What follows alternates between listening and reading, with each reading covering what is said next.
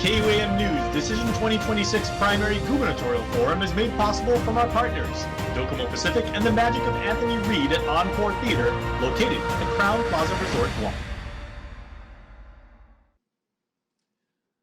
Buenas and Hafa and happy Liberation Day to one and all, and welcome to the Encore Guam Theater in the beautiful Crown Plaza Resort and Spa on lovely Tumon Bay, the home of the Magic of Anthony Reed, and welcome to the second of two gubernatorial forums for Decision 2026. I'm Jason Silas with KUAM, and I'll be your moderator for this evening's events. Ladies and gentlemen, my friends, my family, it is my great privilege to introduce the Democrat teams for our political forum. Please give a warm Hafa welcome first, starting on the left side of our stage, to the very honorable senator from the 38th Guam Legislature, Joe San Agustin.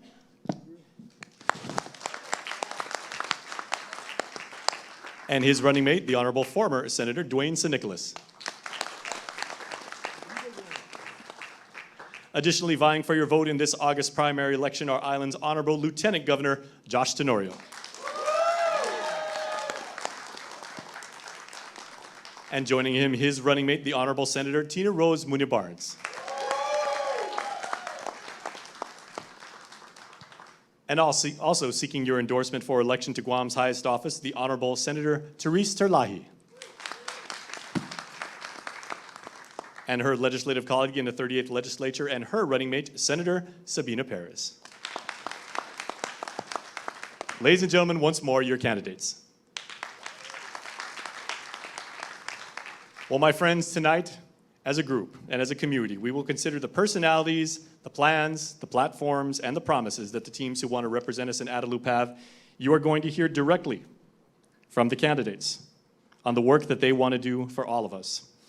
But also tonight, to share their concerns, we have several community groups from across our island community who wish to share their concerns with the candidates. Joining us tonight is the Guam Alternative Lifestyle Association, Gala Guam. Thank you for being with us. Also joining us, the Guam Association of Realtors. Our friends from the Guam Bar Association. Our friends from the Guam Chamber of Commerce. The Guam Hotel and Restaurant Association. From the healthcare industry, our friends from the Guam Medical Association. Also from the island's private sector, the Guam Women's Chamber of Commerce. Representing those who serves and representing veterans, got your 671. Our friends from the Micronesia Climate Change Alliance. And representing a generation of voters who will head to the polls for the very first time to cast their ballots, our youth ambassadors. And we have 4 of them, 3 of them with us this evening. Well, let's now take an opportunity to hear from our guests, the teams themselves, for an introduction about their campaigns. And as we saw with the spinning of the wheel, each of the teams has 2 minutes to give their opening remarks. And we would like to start with Senators Therese Terlahi and Sabina Perez. You have 2 minutes. Hafa day, everyone. I'm Therese Terlahi. Most of you know me as your senator for many years and a former speaker. I'm a lawyer. I'm a former educator. I'm a small businesswoman, and I'm a mother. And I'm running to be your next governor because too many people on our island continue to struggle. They're frustrated with slow services, a meth crisis, special interests and corruption and waste, excuses, and a food, utility, transportation, and housing that have become far out of reach for many families. And after these past 8 years, too many of these problems remain, and many people feel things have gotten worse. Unstable health care, growing poverty. And I've spent my life working for truth and justice for the people of Guam, and I intend to continue working hard for you every day as your governor, and to prioritize the full resources of our government to help you, to benefit you and your families. And with Sabina Perez as my lieutenant governor, we will bring the leadership Guam needs and deserves, leadership that is honest, prepared, hardworking, and unafraid to make hard decisions, and determined to use data-driven solutions to improve the quality of life for all. Hafaday, I'm Sabina Perez, Familia Gozo, and Cabeza.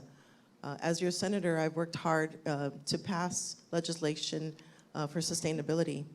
And we have worked to pass over 130 laws. Senator Teresa and myself have passed over 130 laws that addresses the cost of living, affordable housing, diversifying our economy, and addressing early childhood education, amongst many things. We believe government should work for the people, and we are here we will not bend to special interest.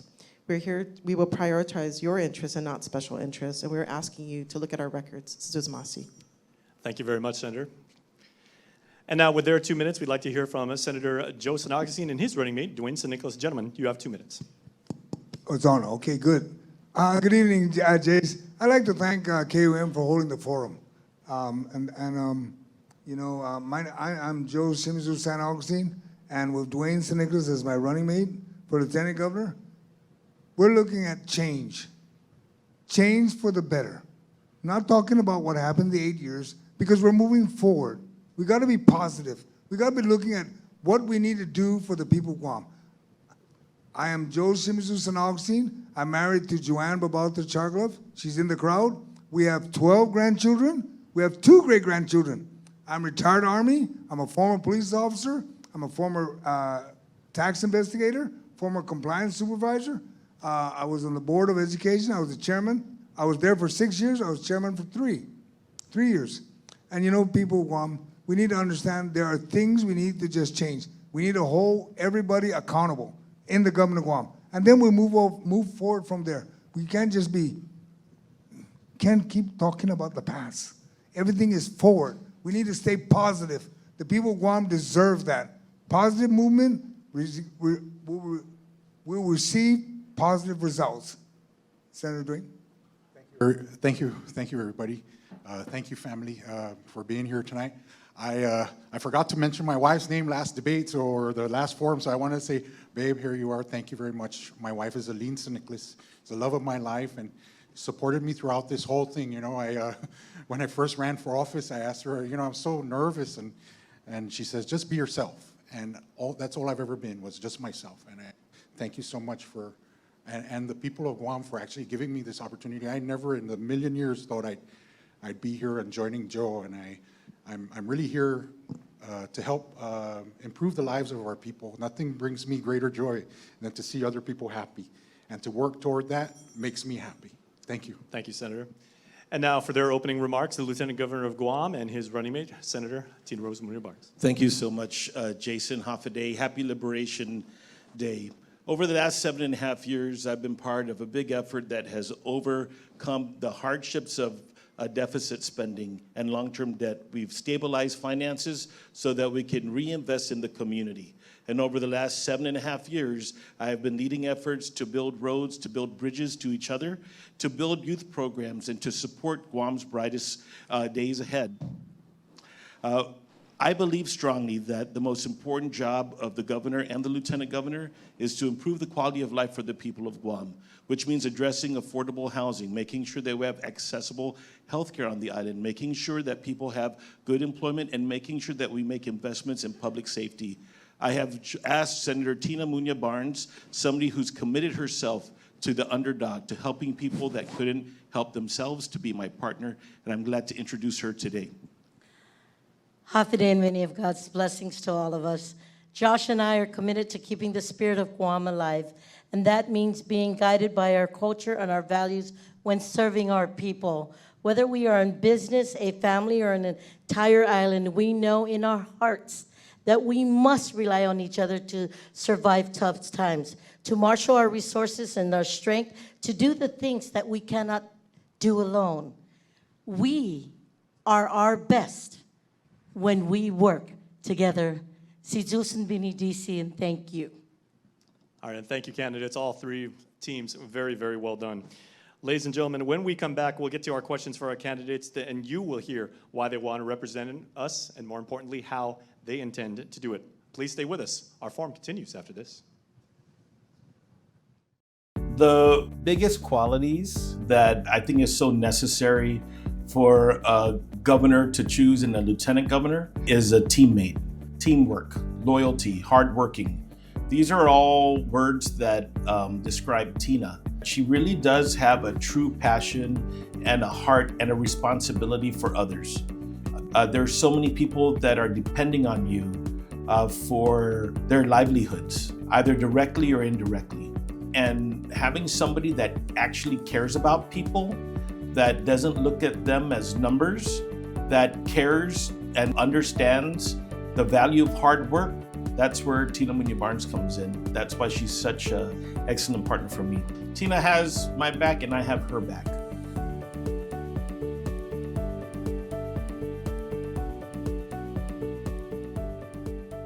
I'm Josh Tenorio. And I'm Tina, and we approve this message.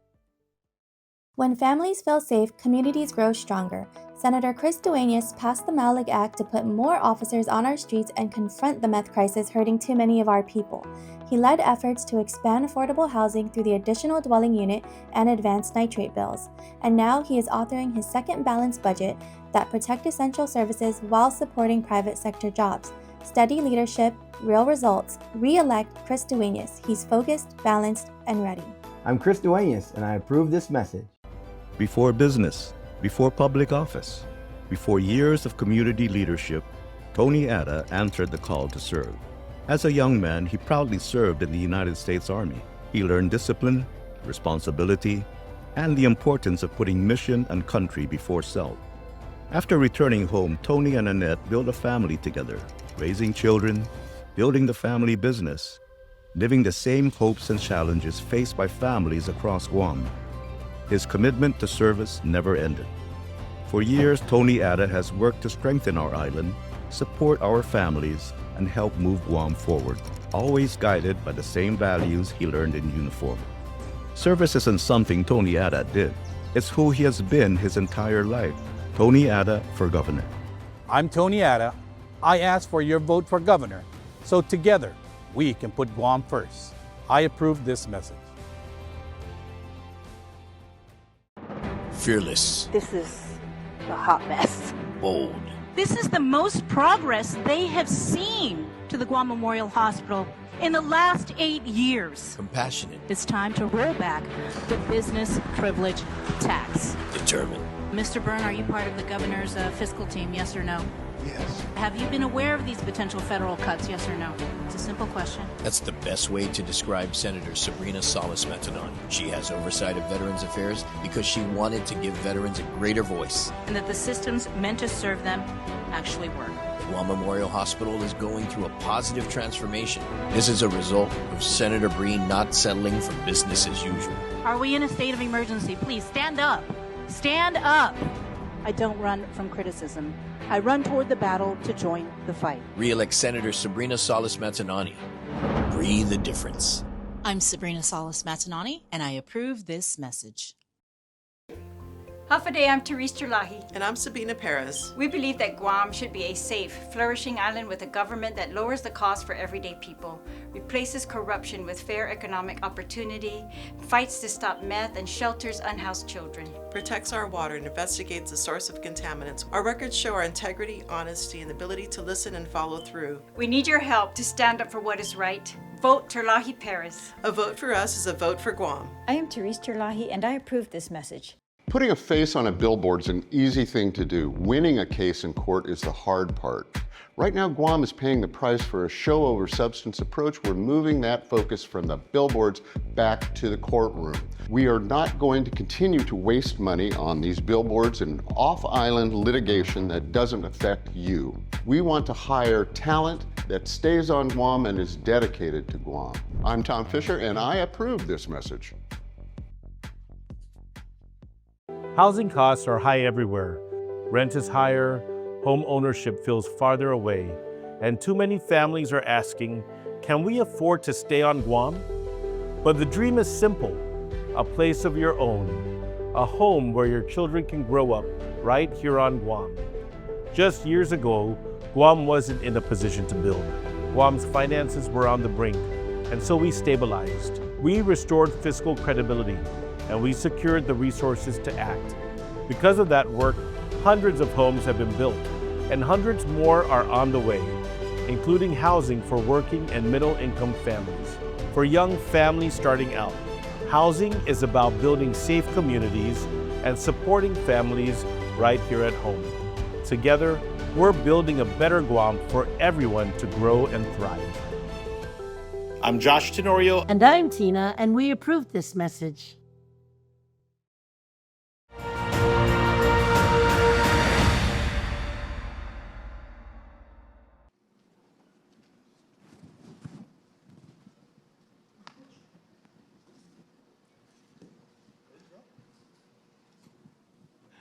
All right, here we are, everybody. Welcome back to the second of two discussions featuring the gubernatorial teams that want to serve all of us in Adelup. Now, we started previously with those in the Republican Party of Guam, and of course, tonight we feature the three Democrat teams that want your endorsement.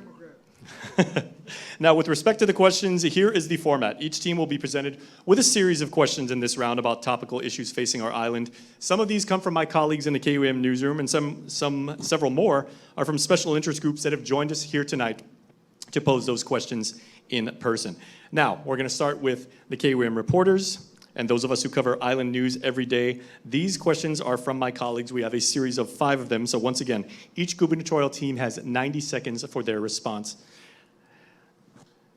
Let's go ahead and start. Now, ladies and gentlemen, the COVID-19 pandemic, geopolitical instability, and back-to-back super typhoons showed all of us as Guamanians that relying on our island's #1 economic driver of tourism is unsustainable. Over 6 years later, visitor numbers are still below half of pre-pandemic levels, and businesses struggle to stay afloat. The airport is even facing a revenue shortfall due to slow recovery and now needs a more than $17 million taxpayer-funded subsidy despite being a self-sustaining autonomous agency. People want change, not status quo. So the question, and we'll start with Senators Terlahi and Perez, what solution do you have for revitalizing the economy, whether shifting focus to promoting other industries or to stick with tourism? Senators, you have 90 seconds. Thank you, Jason. I think we need to do both. We're going to have to repivot our tourism industry to make sure that we are competitive as much as possible immediately, but for sure in the long run. We have to make a plan, and we have to study the market based on data and make some measurable improvements to our destination, especially our safety and our cleanliness and our flooding and very basics, transportation. And when we make those changes, we can, at the same time, be studying a long-term shift in tourism to make Guam competitive. We must also do other industries as well, which is to take advantage of Guam's unique status and let that work for us, including tariff-free entry of materials and to use those and pivot to those industries that we have begun to invest in already on Guam, to incentivize these businesses with what we have right now, a very good tax incentive program, and with resources that are unique here to Guam. And if I could just add that tourism cannot be treated as a responsibility of GVB alone, and tourism starts here at home. And when we protect our environment and our culture, maintain public spaces, and create opportunities for our people, we are strengthening Guam as a visitor destination. Masi. Thank you, Senator. Gentlemen on the left side of the stage, 90 seconds to you. Revitalizing the economy. Senator, what plans have you? Revitalizing the economy. Number one, as we want to talk about tourism, we need to clean up Guam. That's number one. I've traveled to the mainland with a wife. We visit different states. And the biggest thing that turns off anybody, even the residents, people of Guam, when they drive around, the first thing is that, I want to go to the beach, but then they find out that the beach is closed, it's dirty, the bathroom. No. Let's turn it around. Now let's clean it all up. If it's good for people, it'll be good for the tourism. The people of Guam need to understand that we need to work the team.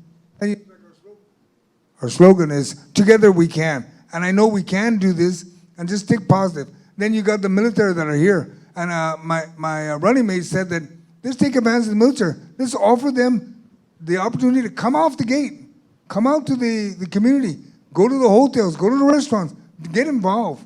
And then we diversify by looking at the different markets that does exist, and we move from there and invite them to Guam. And let's incentivize the program, maybe a different QC, and we move on from there. Senator Dwayne? The last forum, we spoke about the Unified Tourism Command, where Joe and I will head up the tourism recovery and look at many ways that we can bring the tourists back. That's we promised to work together to that end. Thank you. All right, gentlemen. To the center of the stage now with a minute and a half. LT, your thoughts on revitalizing the economy here on Guam? I think the mission is building resiliency on all of the economies. So we have tourism. The data shows that the Japanese economy is in trouble, but it also shows that there are new emerging markets throughout Southeast Asia where wealth is being built. So investing in Guam tourism means that investing in the product that we have and continuing the work that we have with building roads, providing more recreational facilities, and making sure we have a good business environment.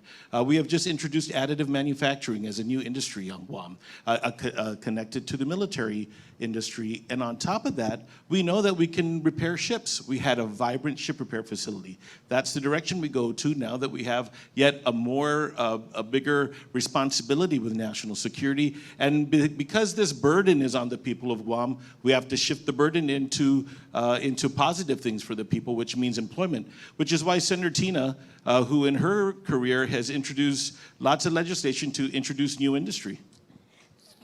When I was the oversight chair of the tourism, we made it a point to look at all the opportunities, and we left no stone unturned.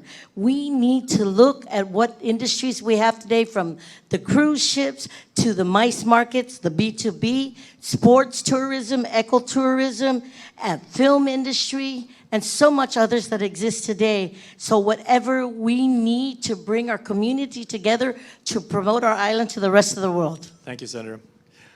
Well done, everybody. All right, topic number 2. As super typhoons Bavi and Sunlaku posed serious back-to-back threats to our community this year, many of our neighbors were reminded that typhoon season is far from over. While the island has made progress since Super Typhoon Mawar, concerns remain about the resilience of our power grid, aging infrastructure, and disaster preparedness, especially as several villages have experienced rolling outages and load shedding over the weekend. Let's start on the left side of the stage with the two gentlemen. What specific action will your administration take to harden our infrastructure before the next natural disaster strikes? Senator, 90 seconds, please. Well, you know, Jason, one of the biggest things that I've noticed is that everybody talks about there's planning for every storm. But is there real planning, or is there any exercise? Being a retired Army, we believe in exercising. Do tabletop exercise, have real exercises. Go out there, test the system. Make sure the system is in fact working. Because let's face it, we had one storm and then we had another storm, Pavi. Really? And it takes a week to turn on the power? Come on. We just did one. We should have been ready for it. And then even the water. I mean, just, gosh, they was all over the newspaper. No more power outages or rationing. Then all of a sudden, they sent out a notice they're doing rationing. Come on. Let's get this right, folks. And then let's get the Office of Civil Defense to get involved and make some rule changes and start preparing the people of Guam for what's coming. Preparedness is our big positives with us, because we were both in the military, and always to always be prepared is what we do best. And so, as your leaders, we're going to make sure that the agencies are doing what they need to do to stay prepared and always deliver the services that the people deserve. Thank you. All right. Well, Mr. Lieutenant Governor, expanding infrastructure, hardening infrastructure, making infrastructure robust, how do you see? Here's the thing. Even though we do have the best infrastructure out of all the islands, we live in one of the most isolated places in the world, and it costs money. In September, our government, for the first time, is engaging with federal partners in a pre-economic adjustment committee. The top priority is $3 billion so we can get the transmission lines underground. Now, what I say is that we utilize this burden placed on our shoulders with the military expansion and show them that a resilient infrastructure for the entire island not only benefits the military's mission, it is required for the U.S. citizens that are living here in this territory. Putting transmission lines underground is going to be transformative, and it shouldn't be on the backs of the ratepayers. It should be a burden that is shared by Uncle Sam, because they are putting extraordinary burdens on our people. And I think that is the big thing that we need to address with power. And of course, with water and wastewater. The current Trump administration and the Republicans in power are not for a clean environment. Everything they do is to endanger our lives and our people. As Democrats, all of us here on this stage, and whoever is governor, we take the oath to protect our waters and to make sure that we stand for the people of Guam and make sure that we have good, resilient, reliable infrastructure. Thank you. Working with preparedness, tabletop exercises, working closely with our mayors, and making sure that the awareness translates into the community. Thank you. Thank you very much. Madam Senator, your thoughts on infrastructure on Guam under your administration? Yes, I think that many people after the typhoon were perplexed why our water, some of the pumps were just not working. They did not have enough power. They did not have generators. And so the water return was very delayed. And I think we really need to focus on that, because a lot of people will tell you they can live without power, but they will not live without water. It's very critical for our Manamco and everyone. But I agree with the focus to put in the long-term planning to put the infrastructure underground and to also utilize the resources of the military to assist us in doing that. And I think that should be a priority. And I think we have done that a little bit towards our hospital and other critical services, and that we just need to continue to move in that direction. Yeah, and I can also add that we're sitting on this $500 million grant, the CDBG-DR grant, which is there to help strengthen or rebuild homes that are typhoon resistant. And that's a 6-year cycle. It needs to be executed very expeditiously, and that would help our community. I think one of the other thoughts was providing economic stimulus to our people so they can afford purchases of many of these the generators, should the generators not work. And I think that is critical when we have excess funds. I think that is something that we should think about. Students Masi. All right, candidates, well done. Okay, we've talked about the economy thus far. We've talked about infrastructure. Let's now talk about the hospital. A topic of great debate has been whether to continue funding the Guam Memorial Hospital's renovation projects or to move forward with the building of a new medical facility. While the issue has split our community, the consensus is that eventually Guam will need a new modern hospital and we will need to build it. So the question is, and we'll start with the LT, once a new hospital is built, what does your team think should become of the existing GMH building? Will it continue to operate as a secondary public hospital? Will the space be converted into office space for other line agencies, or should it be demolished? Well, there are probably portions of the building that need to be demolished, but the ones that can be recovered can be repurposed for areas that are in need. We know that in Guam there are limited resources and limited facilities to deal with assisted living. We have a large number of people that require assisted living and more medical care, all ages. And so I would say that's one area that we could repurpose portions of the facility. But the big thing is, we need to act now.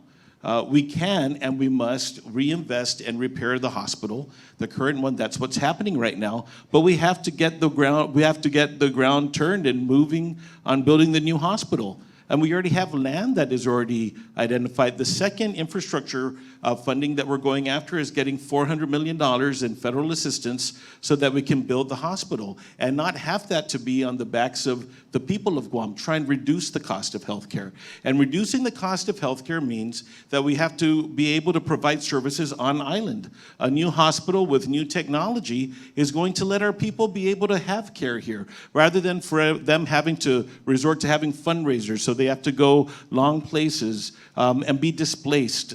Healthcare is so critical, and if our economy is going to grow and people stay here, the action is now, and we need action. Our administration and our new administration is about action. Thank you very much. Madam Senator, your thoughts on what to do with the existing GMH facility? We definitely need to continue the improvements. I think, going through the budget cycle, we see improvements. With the help of GPA, they've been able to upgrade their panels, and that improvement still needs to happen. While obviously we need to build a new hospital, but we cannot give up on the current hospital, which we rely on. I think the building can also be, because it's being renovated and upgraded for a maternal child health facility, I think that is going to be useful as repurposed for other medical purposes because it's being built that way right now. And because we have focused our infrastructure to be very resilient in that area, and it's there that we can grow the medical industry there as well. Thank you very much, Senator. Senator San Augustine and Senator San Nicolas, your thoughts on what to do with the existing GMH facility? Well, number one, on the existing GMH, I was the author of the bill that to provide funding to build a new hospital. But part of that bill or that law now is to make sure that if you start to build, if you go to the GITA and you go to get a bond, you have to make sure the current hospital is fully maintained. So, and I'm happy to hear tonight that they're after federal money for 400 million. Wow, that's a lot. That's a lot of money. You look at the public law that exists. It was to be able to get up to 700 million. Okay, you're going to get 400. Okay, we're going to get less on the backs of the people. But we need to remember that it's going to take 5 to maybe as much as at the max 7 years to build a new hospital. So we got to make sure our current hospital is up to date. Everything is fixed. And when the time comes, then we'll determine then what we want to do with the building. Because to say, let's turn it to this and that, hey, you're shooting too far in the future. Let's be realistic. By that time, there may be a different purpose we need to pursue. I think one of the things is repurpose that it serves the public very well. One of my concerns with medical care is that it's affordability. At GMH, you go there, get seen, it takes a couple $1,000s. Somewhere else, $100, you get an X-ray and everything, and a diagnosis, and your medicines for less than $200. Affordability is important to us, so that's why when we're thinking about the hospital, we have to make sure that it's affordable. Thank you. All right, so I know in the opening statement, several of you mentioned crime, so that is the 4th of our 5th topics right now. Drug-related crime affects nearly every village, yet residents often say they don't see lasting results after major drug busts. Most recently, over the weekend, 4 men were arrested in connection to the murder of a 72-year-old man during a home invasion that has been tied to the use of meth. The question, and we'll start with Senator Terlahi. Beyond promising to get tough on crime, what concrete steps would your administration take to reduce repeat offenders, stop the flow of meth into our island, and hold agencies accountable for measurable progress? Thank you. We know that the AG has called for a 100% inspection at the port, and the response has been that that's not feasible. But we do believe that there are feasible ways to stop the meth from coming through the ports, and that is to ensure that we have seals on the containers as they are being shipped and that no one's able to open that or authorize the opening of that except for customs or until they have cleared customs. Right now we have cases where not just the shipping seals, but the customs seals, after customs decides they must seal these certain ones, they have been broken without their consent. And so this is a growing problem, and we have passed part of the legislation to mandate those customs seals and to increase the penalties, to criminalize violations as well. And so we believe that's a huge part of it. I think we have done a lot in the legislature to increase services for those who are offenders, to reduce the recidivism and to stop them from repeating. And but we really do have to use all the resources of our government to focus on this meth crisis. It is impacting families, and the case that you described is very tragic, horrifying, and every family is living not just with the impacts of the drug abuse, but the impacts of the crime that has exacerbated, and is exacerbating our foster situation with 600 children now. So we must address it. Thank you, Senator Sijasmasi. Gentlemen, not just stopping the drug importation in here, but holding the agencies accountable that are enforcing that. What do you plan to do? 90 seconds, please. As you know, I was a former customs officer, customs supervisor, and also a school counselor. So I understood the effects, not only the importation of methamphetamines and how it's such a tragedy because it affects not only the person taking meth, but it also affects the families. I've had to deal with children who are children of meth addicts and see them go through public education, and it's just a tragedy. It's terrible. and it destroys families. And every one of us should feel that it's all of us. We have to. It's all encompassing. I know what it takes to do the right interdiction in customs because I was there, but I also want to bring out the compassion to look at your brethren and get them the kind of help that they need through counseling or whatever it is to do what you can, because this meth epidemic is such a tragedy, and I feel when others feel what they're going through, I actually feel this, and I think it's very important that we combine those two, interdiction and compassionate recovery, so that way we can be able to get these people off addiction, and so we can move our island forward. It affects all our families and our homes, and it's such a tragedy, and we have to do something. We got to do this together, guys. Thank you. Thank you very much, Senator. LT, Senator, your thoughts, 90 seconds, please. It's been 35 years since we've been navigating through this epidemic, and so drug interdiction, doing the prevention work in the schools, those are very, very important. And gaining the confidence of federal law enforcement. For the first time ever, we have a large number of Guam Customs officers deputized as U.S. Postal Inspectors to do some very strong interdiction. But like Dwayne said, there's a demand issue. And the long-term thing is investing in the youth. That's why I've been leading the construction of all these gymnasiums and funding youth programs so that we can rescue kids that are at risk, but also expanding drug treatment. We have been pushing resources to work with nonprofits to expand drug treatment programs, and there's still a lot more to go.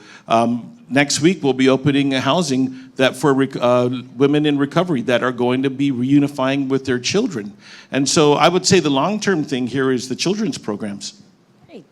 So drug programs to help those families that need rehabilitation. We need counseling. We need services. We need educational awareness. More importantly, we need to come together to help those who are truly affected by this meth epidemic. All right, thank you very much, teams. Well done. All right, and our fifth and final topic, and we'll start with the gentleman here on the left. In Washington, gentlemen, legislation was recently introduced ending birthright citizenship in United States territories. If passed, this would strip birthright citizenship for those born after January 2027, unless at least one parent is a U.S. citizen or legal permanent resident. The bill is just one of many examples where we see what it means to be second class. Question for you, Senator San Augustine and Senator San Nicolas. What concrete proactive steps will your administration take to ensure Guam not just has a seat at the table, but has a voice that is listened to before federal laws or decisions affecting us are made? 90 seconds, please, sir. Well, number one, Jason, is we got to fortify our Team Guam setup. The Guam legislature, the mayors, the gubernatorial, the administration, and the delegate. And then at the same time, reach out to our people that are living in the mainland. Because I'll tell you what, they got a legal House of Representatives, a Senate. They can communicate to their federal representatives to promote us, to protect us from whatever shenanigans they're trying to do. Because we're all U.S. citizens in Guam. When you're born in Guam, you're a U.S. citizen. And as they keep on pushing that, people are standing up all over the world, and they're not going to tolerate any kind of movement such as that. Do I still have time? America's the land of the free, home of the brave. I feel that through and through. It goes against this new introduction to this goes against the very nature of our country. Bring me all those who yearn to breathe free. And doing that is un-American, and I think that's a tragedy. I think they should reconsider that. This is America, and everybody born here. I understand that there's some people who take advantage of that, but America is America. You can go anywhere in the world. Go to China, you won't be a Chinese. You're going to go to France, and you won't be a French. But anybody from around the world, wherever you are, and you yearn to breathe free, you can go to America and be an American. Thank you, Senator. Thank you. All right, LT, place at the table and then making sure Uncle Sam hears our voice. Well, receiving that on the eve of liberation is, not only is it insulting, it should be condemned. And I call the Republican Party, the Republican elected officials to condemn the legislation. That federal legislation needs to be fought. And it points to the political status issue that we have. It has been a long-standing thing. The concrete proposal for us is we need to reactivate a federal territorial commission, similar to what the Commission on Self-Determination addressed during the Commonwealth times, but its scope was wider. And just like Joe said, Team Guam approach is very, very necessary. But I would say that this is why elections matter.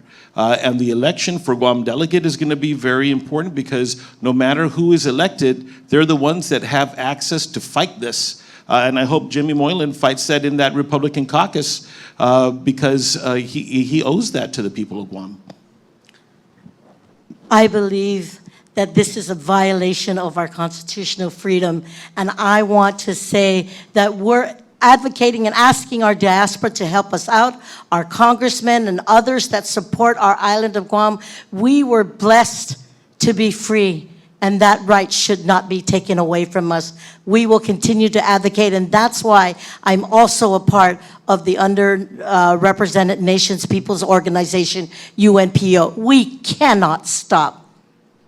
Thank you, Senator. Thank you, LT. All right, Madam Senators, 90 seconds, kind of difficult to explain the full range of federal relations and everything, but Senator, what do you think? Well, I agree that that's a very serious issue and that all of what has been suggested should be incorporated. It's really just one of the examples of us needing a seat at the table because of the impacts that the United States is proposing for us and for our people. And these are very serious, and I believe that when we do have a seat at the table, that we must have our full, strongest capacity in there to negotiate, to not negotiate when necessary, and to make sure that we are always transparent about what we are doing in those rooms and making sure that we are representing the people of Guam in the strongest way possible, the most competent way possible, and the most effective way possible. And it's not a time to exclude people or to think that, yeah, any idea shouldn't be on the table. I think this is one of those areas where we must unite in our community. Just like with deep sea mining, we have to unite against those things, and we have to work together. We have to work very hard, and we have to work strategically, but we must be in some things uncompromising. I'd just like to add that we need to be at the table with the decision makers. Oftentimes we are talking to people lower in the hierarchy, and we need to get to the ones that are making those decisions, even as high up as the presidency. Again, this is really critical that we have a voice. All right, ladies and gentlemen, thank you so much. Very well done with those responses. Stay with us, everybody, because when we come back, our community gets direct FaceTime with the gubernatorial teams as our interactions begin with these special interest groups. That is coming up right after this. Please stay tuned. When I look at Guam, I see the foundation we're building for the next generation. That's why, as your senator, I've worked to get new and emerging industries off the ground. These include laws that allow for small enterprises like cottage businesses, home kitchen catering, medicinal cannabis, bed and breakfast, all the way to industrial scale businesses such as cruise liners, transshipment, Guam-based filmmaking, and more to take root here. All of these efforts are to nurture the God-given talent of our people, create jobs, and by extension, expand our tax base in order to provide valuable government services. I'm Tina Rose Muñoz Barnes, and I've spent my life building for Guam, and I'm ready to lead our next chapter. Let's keep building together. I'm Josh Tenorio. And I'm Tina, and we approve this message. When families feel safe, communities grow stronger. Senator Chris Duenas passed the Malig Act to put more officers on our streets and confront the meth crisis hurting too many of our people. He led efforts to expand affordable housing through the additional dwelling unit and advanced nitrate bills. And now he is authoring his second balanced budget that protect essential services while supporting private sector jobs. Steady leadership, real results. Re-elect Chris Duenas. He's focused, balanced, and ready. I'm Chris Duenas, and I approve this message. Tony and I got married at an early age, and back then, we didn't have much. But from the very beginning, Tony was determined to create a better future for our family. Shortly after we were married, Tony joined the Army and we moved to our first duty station at Fort Campbell, Kentucky. Those weren't always easy years, but they taught us the importance of sacrifice, faith, and commitment. What I've always admired about my husband is that he's the same person at home that people see in the public. He's honest, he's humble, and he genuinely cares about people. He's a devoted husband, a loving father, and a proud grandfather. Tony and I have been together for 43 years, and I've been blessed to stand beside him through every chapter of our lives. I'm Annette Umpinko Ada, and I humbly ask for your support and vote for my husband, Tony Ada, for Governor of Guam. I'm Tony Ada, and I approve this message. Together, we'll put Guam first. For decades, Ralph Scambalori dedicated his life to protecting Guam. As chief of Guam Customs and Quarantine Agency, he helped stop illegal drugs before they reached our streets and our families. Today, Guam faces one of the greatest drug crises in history. That's why Ralphie is stepping forward once again to serve as your senator, bringing the experience, integrity, and commitment to keep our communities safe. Afade, I'm Rafael Scambalori, but please call me Ralphie. I respectfully ask for your vote, and I approve this message. Viva Guam. When families feel safe, communities grow stronger. Senator Chris Duenas passed the Malig Act to put more officers on our streets and confront the meth crisis hurting too many of our people. He led efforts to expand affordable housing through the additional dwelling unit and advanced nitrate bills. And now he is authoring his second balanced budget that protect essential services while supporting private sector jobs. Steady leadership, real results. Re-elect Chris Duenas. He's focused, balanced, and ready. I'm Chris Duenas, and I approve this message. I believe in these guys because they care.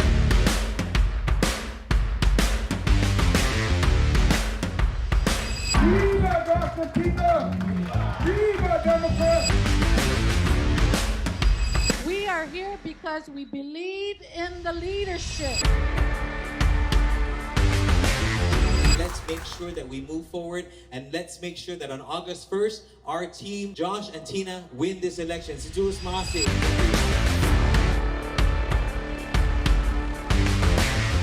We are here because we believe in the service. Hi, I did for Guam. Humbly ask for support for Senator Muna Barnes in this upcoming election. And we are here because we believe that Josh Tenorio and Tina Muñoz Barnes is our team to lead Guam. Let's go Guam.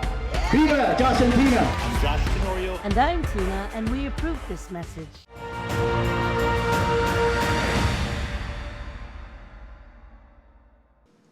Afade once more, everybody, and welcome back to the beautiful Crown Plaza Resort on Tumon Bay here at the home of the magic of Anthony Reid. This is KUAM's second Gubernatorial Forum featuring the Democrat gubernatorial teams. We have organizations who wish to present questions directly to the two-person candidates, and each of them has 90 seconds to respond. So let's now go to the floor where my colleague Nevaeh Anderson has our first special interest group. Nevaeh, who do you have? Hafaday, everyone. Our first special interest group is the Guam Alternative Lifestyle Association, also known as GALA, and we have Sharon Kalaman. Greetings to all the candidates. A question our organization would like to ask is, what concerns have you observed from the LGBTQIA+ community, and in what ways will your administration address them? And we'll start with Senator Terlahi and Senator Perez. Jesus Masi, I think some of the concerns that we all share are the health care and access to it, and continued access to programs and funding for nonprofits such as yours that are providing services to our community that the government isn't necessarily covering. And we have a very critical partnership in that way, and we must continue that. And of course, we have some concerns that there is a greater need just overall in our community to make sure that our youth are prepared and they are equipped to, battle suicidal thoughts or tendencies, and that I know that your organization has helped with that, and that we must continue to do that throughout, even at the younger ages now, because that's the evidence that we've been receiving in Guam. Yeah, and we find that 1 in 5 adolescents have mental health issues, and this is what inspired me to pass Resolution 127 to really spur the Guam Department of Education to create a student wellness task force that would comprise of Guam Behavioral Health, Department of Public Health, student councils, parent-teachers organizations to help develop a wellness approach for our children. Thank you. All right, let's hear from Senator Joe San Agustin and Dwayne San Nicolas about Gala's concerns. Gentlemen, you have 90 seconds. Could you repeat that question one more time? What concerns have you observed from the LGBTQIA+ community, and in what ways will your administration address them? Well, I always like to take a compassionate approach to everything. I've been a non-denominational wedding officiant, and one of my greatest pleasures is also to marry same-sex couples. I also dealt with students as a school counselor, and I had one student come up to me, and he was obviously being picked on at school, and I told him to be who you are. Be who you are, because who you are is a gift from God, and celebrate it. And so when we're always going to take a compassionate approach to alternative lifestyles. Jason, and to the people of Guam, everybody is equal.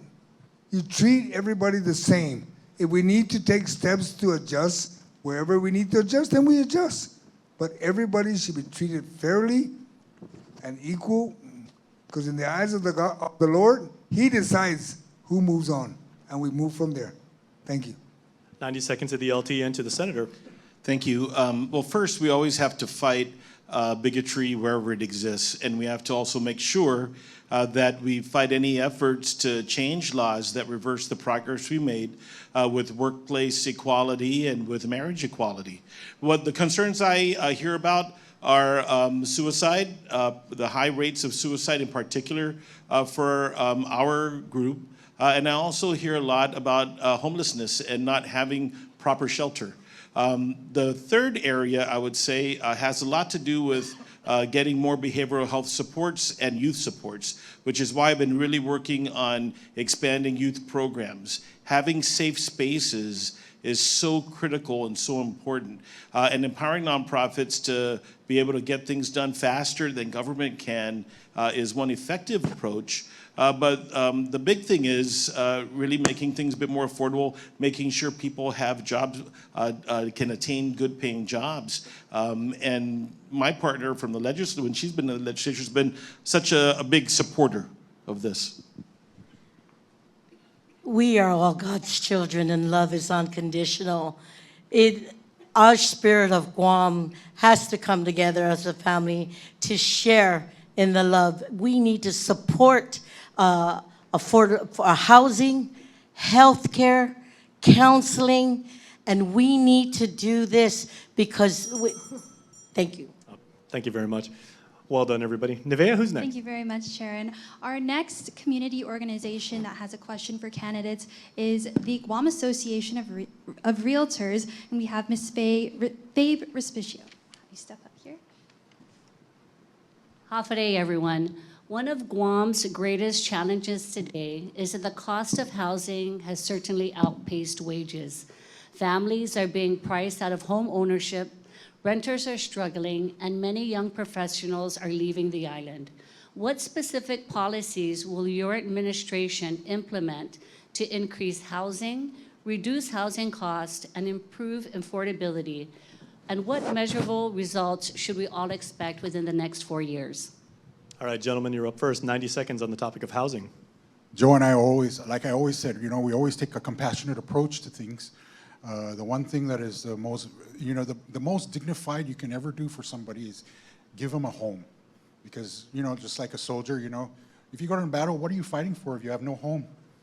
So protecting and building new homes for everybody is going to be a very big thing in our agenda. We want to make sure that I had to struggle to buy my house, to build my house. And just luckily, we were able to get it at a good interest rate. I know the types of things that we're facing, and I believe that if We make them, you know, we find ways to make it affordable for everybody and build more homes for everybody. Somebody in the world has already solved this problem. It's all about enacting it here on Guam. And Joe and I are very anxious and very excited to help build that for people. Thank you. And you know, we need to remind ourselves, you know, Guam Housing has a program where they can lend money out. I mean, this administration for the past 8 years has been giving out first-time homeowners grants out there. We can continue doing that, but we need to find a way, and I understand in the market, yeah, that, you know, the rental is high, why, and they blame it all on the military. Come on now, that's just the way the market is running. But we need to find a way. We got Chamorro Land Trust. Let's build more homes for the people of Guam, and let's get moving on this. There's a lot of federal money involved. Thank you, Senator. Center stage now to the Tenorio and Barnes team on the topic of housing. Well, some of the ways that I've been pushing, working across the aisle, two big legislation that I shepherded for the governor to sign were the additional dwelling units legislation and the new method for dealing with wastewater. I think a third one that I would like to see is, I think as long as wastewater can be supported, we should not have to go back to Guam Land Use Commission for residential housing up to 4 units. I think that we need to be able to empower local families to get those additional, be able to have multi-family dwellings so that they can build wealth, but they can also get starter homes for the kids or take care of mom and dad, right? We're as islanders, we care about all of our families. And my running mate has been at the forefront of activating the low-income tax credit, making sure that we had funds to give the first-time homeowners grant, and she's been at the forefront of this. We know that we have programs for the indigent community already, and those who are well off can fend for themselves. What we need to do is work for the missing middle. We talk about the low-income tax credits to build more affordable housing, and we also talk about the first-time homeowners program to give about $10,000 for those who need help in closing costs. And that's the kind of program that we need to advocate for our missing middle families. Thank you, Senator. Senator Perez, Senator Terlahi, 90 seconds to you, please. Yeah, so we are sitting on this $500 million CDB GDR grant, which runs out in 6 years, maybe 5 years now. So when you ask about what's going to happen in 4 years, we need to leverage this funding. The other thing, the Congress just passed a really important bill to bring affordable housing. We need to tap into that. You know, the other idea is mixed income. So the idea is that we can create sustainable housing communities when we can combine income levels where you have people that can pay for market rent and they can subsidize the maintenance of that structure. So we need to take a hold of that.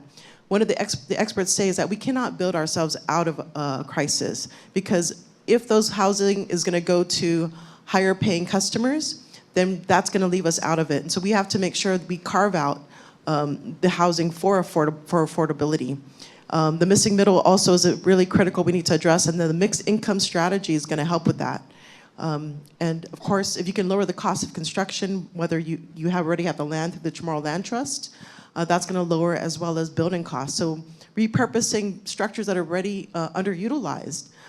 This is part of that congressional bill that was just passed. And so we can lower the cost of infrastructure if we can repurpose what's already there and lower the cost of building.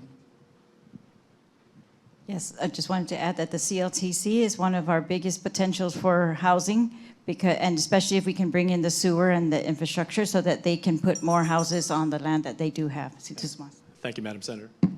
Thank you. Our next question is from Joaquin Areola from the Guam Bar Association. Buenas and Hafade, Diba Democrat. The Attorney General of Guam is the chief legal officer for the government of Guam. Our elected Attorney General is still considered an experiment by many in the legal community.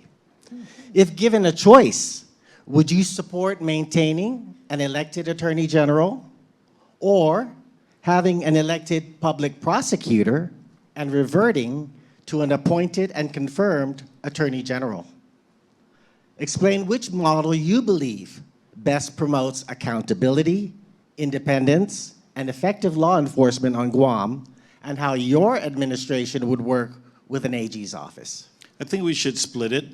So having an elected prosecutor, which is already in the Organic Act of Guam, it's authorized, is an effective method of doing that, and shifting the solicitors under the governor. You know, a lot of the legal assistance and the red tape that needs to be navigated and problem solving would be more efficient if the agencies had ready access to attorneys that are going to guide them in their decision making and the execution of their responsibilities. You know, when the elected AG happened, it was an act of the legislature. The people of Guam didn't have a chance to vote for that. And so I think that an act of the legislature can also be the solution for this. Senator? The Attorney General of Guam should be the government's attorney. And I think that making sure that that representation is there for the administration and for all the different agencies. So I do agree with supporting an elected attorney prosecutor and the Attorney General to represent the government of Guam. Yes, I am open to an elected prosecutor, as is outlined in the Organic Act. However, this elected Attorney General position that we have has evolved. It evolved because of the frustration that the people of Guam had at the time with the appointed Attorney Generals. Is that my time? Thank you. Is that?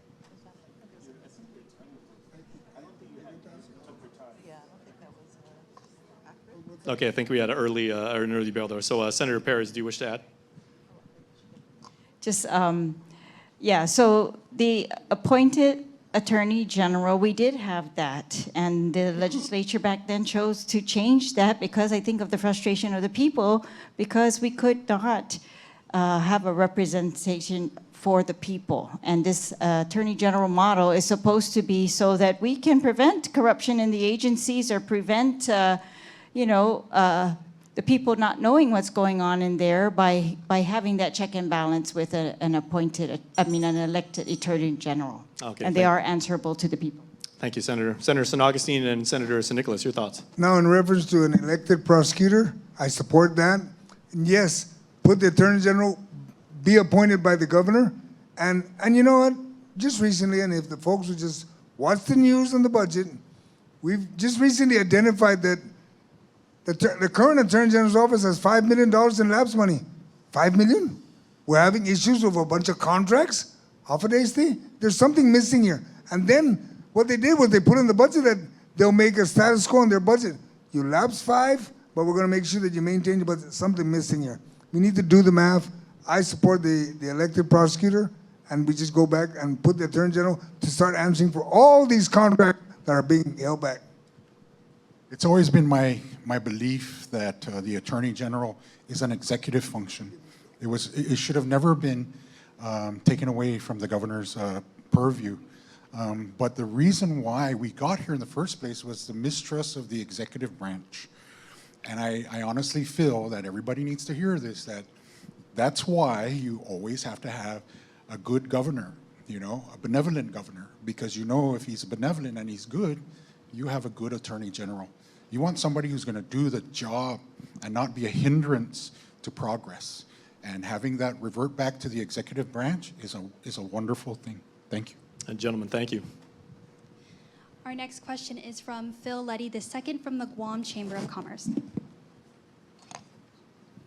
Hafaday, the Guam Chamber of Commerce has championed local business for 102 years on island and believe in a stronger future for Guam through results, not promises.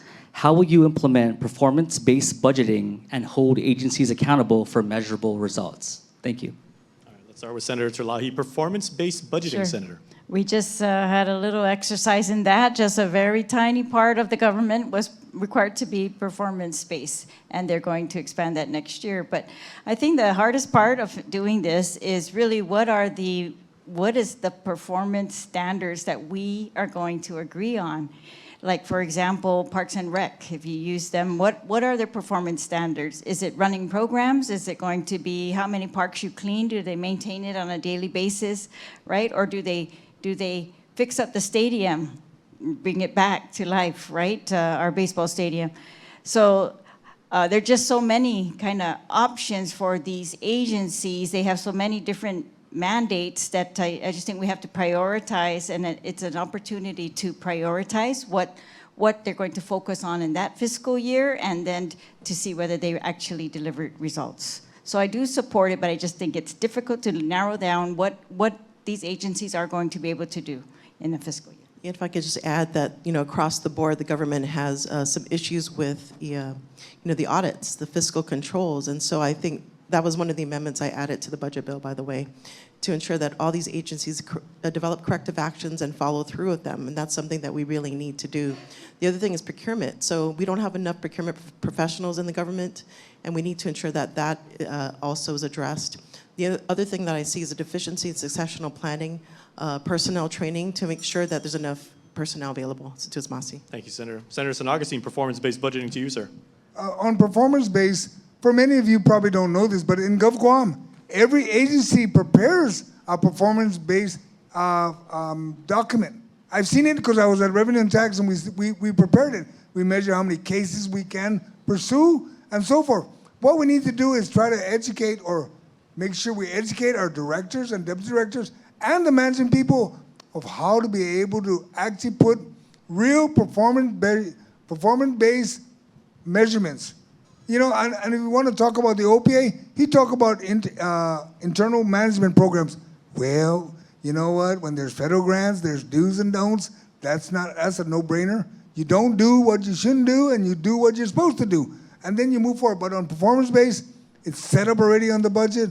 They just need to educate everyone there so they understand what is performance-based. They fill it in. I've seen it done. They're just not exercising. They need to start doing that. And that should be a very simple task. In our administration, it will be a task that they will start performing. Otherwise, let's go back then to line-based budgeting. Then they'll understand that performance-based would have been their best way out of the business. Well, it all boils down to leadership. I'm cautious about this type of thing, because let's say you have a bad leader that deals with foster children, and then you might penalize. Sorry, that's program. your time, Senator. Thank you. Thank you. LT, Yeah, please. I think the issue is, we have a lot of mandates. The legislature passes so much legislation that it's very hard sometimes to even understand from the agency's perspective which mandates are more important than others. Performance-based budgeting is an opportunity for the legislature to fund the priorities, since they do hold the purse strings of the government. It takes considerable amount of training. The performance-based budget mandate has been in the books for a long time, and quite frankly, it's been on the federal agenda too, and up to now, federal government hasn't embraced it. So it is an excellent, I guess, I don't want to say it's an aspiration. For sure, it will have a benefit, but getting there, I think, in this environment where agencies have countless unfunded mandates has been the big problem.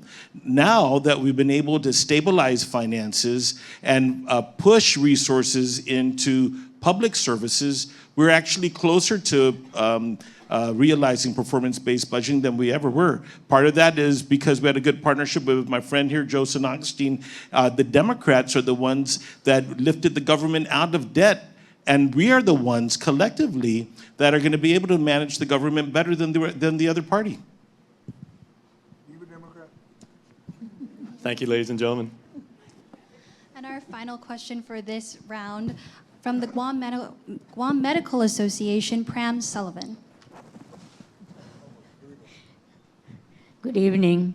On behalf of Guam Medical Association, we thank KUAM for allowing the biggest community medical organization on island to ask these questions. Thank you. Patients across Guam are struggling to get access to care due to the lack of health care providers. As a senator, you had an opportunity to vote on the bill which would allow internationally trained physicians to practice on Guam. However, Senator Trelahi and Senator Perez, you both voted only allowed internationally trained physicians to practice under supervision within Government of Guam facilities, such as GMH and public health. The rules have not been established, but one can argue that this internationally trained physician really will never be able to practice outside the community to help patients. Why did you vote no and ignore the call by the private sector of medical providers to allow internationally trained physicians to practice outside of Guam, Government of Guam facilities? The other senator may also answer their view on these internationally trained physicians.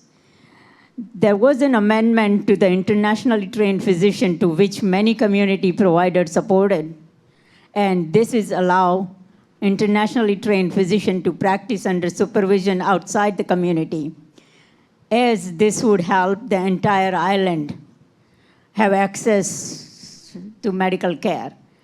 There are more board-certified physicians in the community, and including Guam Regional Medical City, which some are professors of medical school that could even better provide supervision for the internationally trained physicians. What's the question?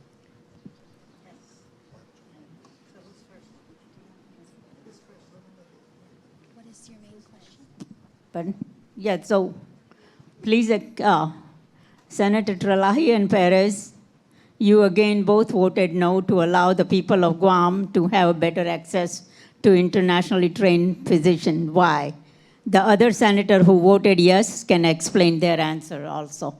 Okay, we're going to get to the senators on the right side in just a moment, but Senator San Augustine and Senator San Nicolas, your thoughts on internationally trained physicians on Guam. 90 seconds, please, gentlemen. I'm just going to keep it very simple. Over 40 years ago, my father was trying to get a doctor to check his heart, and there was no doctor in Guam. And the problem was that the doctor that was coming from a foreign country couldn't get a license on Guam. So my father ended up going to the mainland. And the doctor that saw him was the doctor that he was trying to see on Guam. You know, it's amazing, huh? But back then the market was, you know, it's kind of like it's a closed community, so let's not get anybody else involved because it disrupts the income or whatever.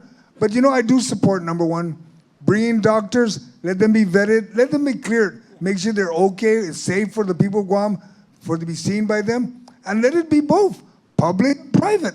Let's keep it open because the people of Guam deserve the best care that they can get from any doctor that's out there. Because let's face it, you can go to foreign countries and you're going to find a doctor that can take care of your heart faster than the doctors anywhere else.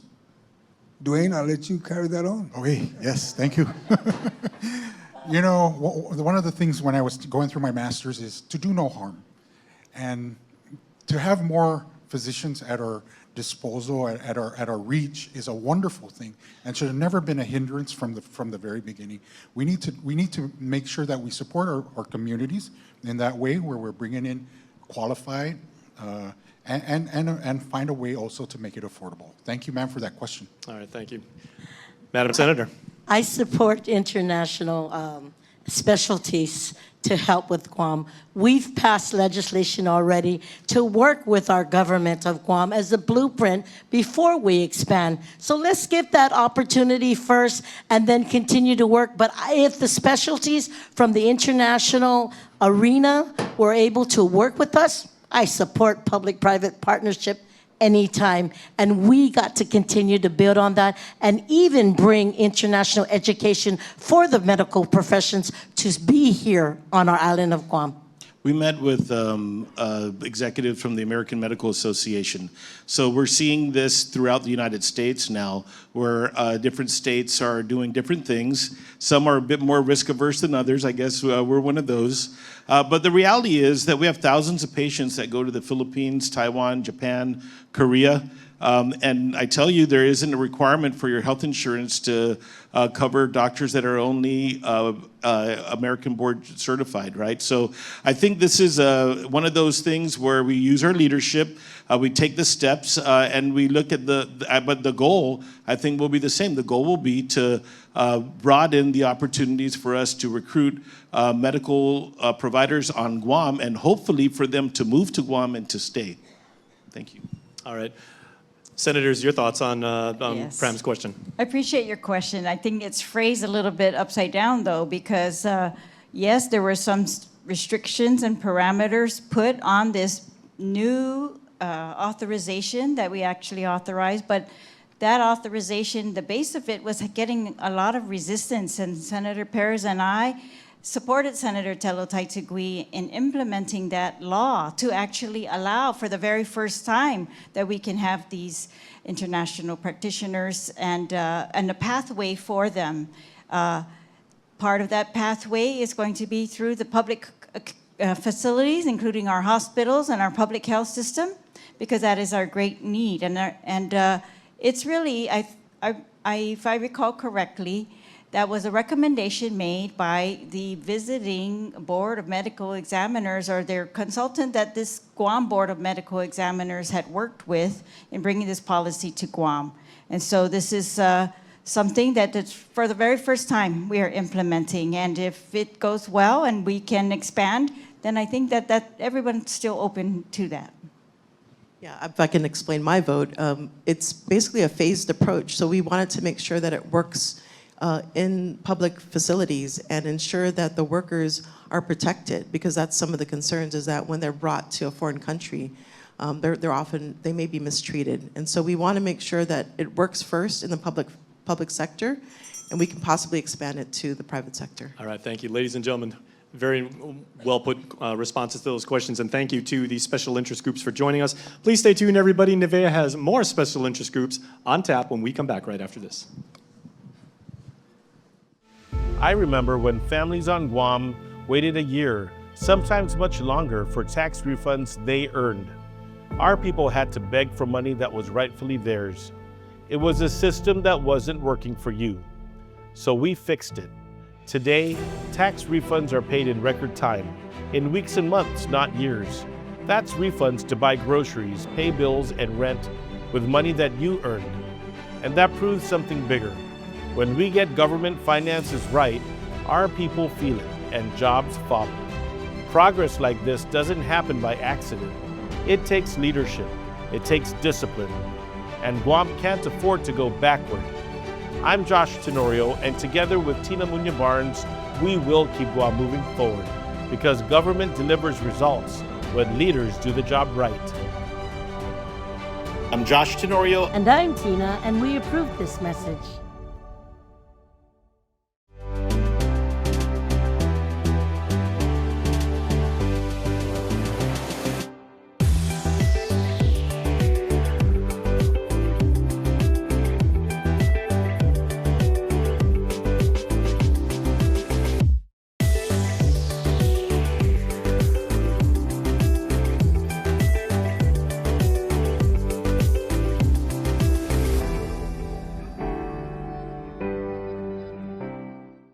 When families feel safe, communities grow stronger. Senator Chris Duenas passed the Malig Act to put more officers on our streets and confront the meth crisis hurting too many of our people. He led efforts to expand affordable housing through the additional dwelling unit and advanced nitrate bills. And now he is authoring his second balanced budget that protect essential services while supporting private sector jobs. Steady leadership, real results. Re-elect Chris Duenas. He's focused, balanced, and ready. I'm Chris Duenas, and I approve this message. Half a day, I'm Therese Terlahi. And I'm Sabina Perez. As your senators, you've seen us fight for lower fuel and utilities costs, lower real property taxes, for the Chamorro Land Trust and affordable housing, to stop meth from entering our island. For your environment, to remove abandoned vehicles and illegal dumping, for fairness in procurement, and for resources of the government to benefit all the people of Guam. We've been fighting for you, and that's why we're running for governor And Lieutenant Governor. Please vote Terlahi Perez. A vote for us is a vote for Guam. I am Therese Terlahi, and I approve this message. For decades, Ralph Scambatori dedicated his life to protecting Guam. As chief of Guam Customs and Quarantine Agency, he helped stop illegal drugs before they reached our streets and our families. Today, Guam faces one of the greatest drug crises in history. That's why Ralphie is stepping forward once again to serve as your senator, bringing the experience, integrity, and commitment to keep our communities safe. Today, I'm Rafael Scambatori, but please call me Ralphie. I respectfully ask for your vote, and I approve this message. Viva Guam. Putting a face on a billboard is an easy thing to do. Winning a case in court is the hard part. Right now, Guam is paying the price for a show over substance approach. We're moving that focus from the billboards back to the courtroom. We are not going to continue to waste money on these billboards and off-island litigation that doesn't affect you. We want to hire talent that stays on Guam and is dedicated to Guam. I'm Tom Fisher, and I approve this message. I believe in these guys because they care.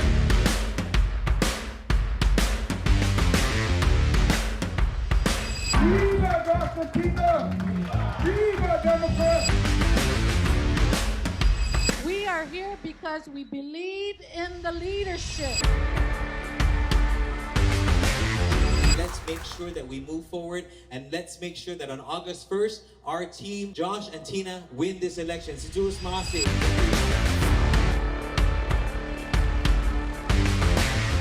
We are here because we believe in the service. Hi, David Guam humbly ask for support for Senator Muna Barnes in this upcoming election. And we are here because we believe that Josh Tenorio and Tina Muñoz Barnes is our team to lead Guam. Let's go Guam!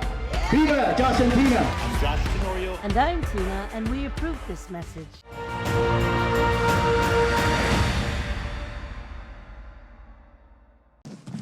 Hello, everybody, and welcome back to our second Gubernatorial Forum. We are, of course, featuring the 3 Democrat teams that want to represent all of us in Adelup as our governor and lieutenant governor. Nevaeh Anderson is standing by on the floor once more with another community special interest group. Thanks, Jace. Our next community question comes from the Guam Women's Chamber of Commerce from Amanda Alec. Hi, Hafide, thank you. So tax incentives were mentioned as part of an economic initiative. How will your administration ensure that these incentives are not designed to solely benefit outside investors and big businesses? Additionally, how will such initiatives provide substantial support and operational relief for local small businesses, particularly women-owned business that are already driving Guam's economy and creating jobs? All right, now let's start with stage right, where Senator Terlahi and Senator Perez. 90 seconds on the topic of the impact of tax incentives. All right. Yes, that's a great question. Thank you. And I agree that the very many women-owned businesses are really holding up our economy and doing very, very well. The tax incentives, I think we need to restructure them, perhaps, so that we are not attracting a certain business, but attracting a certain outcome, a certain performance, a certain industry, and then let everyone kind of compete to be the one to get tax incentives if we can't give it to everyone, right, in that industry. And but really to make it be based on outcomes and not necessarily just we want this one particular company, right? And we must continue to do all we can with our current business structure, our 90% tax on all the businesses on Guam, the small businesses, and to keep the taxes down in the liquid fuels tax, the gas at the pumps, and the real property taxes, so that our businesses can flourish, and also to make sure that we help our businesses by ensuring that we have a reliable transportation system for our workforce, childcare, and just these reliable systems that the government can provide to shore up the businesses in Guam in general. Permitting is one of the best examples. Thank you, Senator. All right, gentlemen, on the topic of tax incentives, if elected, what will your administration and how will you use tax incentives? Well, let me start out with number one. My slogan I've said to many businesses, we got to keep business in business because that's what drives the economy. Let's start with that. And at all the other forums, I've always identified, and even this earlier today, we were at the forum for the tourism. We want the different chambers or groups that are out there to participate, be a partner in developing the incentives that we need for Guam to promote our small business, our women in business, because the women, you guys are in charge. Trust me, I have a wife. She retired twice, and whenever she says, let's go do this, I evaluate what she's talking about. I said, you know what, that's a good deal. Let's go do that. And you know what? I have to admit, you women have ways of doing things that I respect because you're very creative. And I like that because in our administration, you will be a partner on the table saying, we need to do these incentives. We need to go to get Rugita and change that setup and make it work for the people of Guam. You know, whenever the government reduces BPT, I felt it, you know, I'm a businessman. And one of the things was when they reduced it 0.5%, I was able to hire one more person, you know, and that's very critical. I understand the plight. Everything's on the table, tax holidays, incubation tax periods for new businesses. Those are things that Joe and I are very interested in and bring to the table. Thank you. All right, LT, how will tax incentives be used in your administration? Well, I think we can consult with you to figure out what is going to be more effective.